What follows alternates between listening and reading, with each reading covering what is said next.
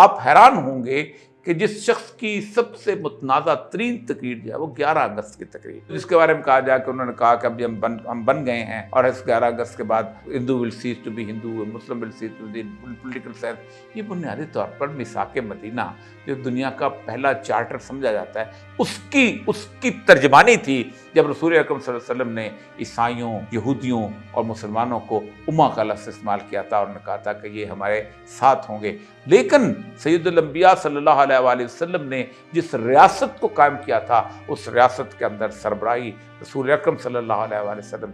की थी, final authority रसूल सल्लल्लाहु अलैहि वसल्लम की थी। यहाँ तक कि उस मदीना की रियासत के अंदर ज़िम्मी की हैसियत से, अगरचे के उनके हक बहुत थे यहूदियों के, सब कुछ, जिनकी उनकी हैसियत फैसला साज हैसियत थी। हम समझते हैं कि पाकिस्तान बुनियादी तौर पर अल्लाह तबारक व तआला ने ख़ास तौर पर इस खित्ते के मुसलमानों को मोजज़ाती तौर पर अता किया था।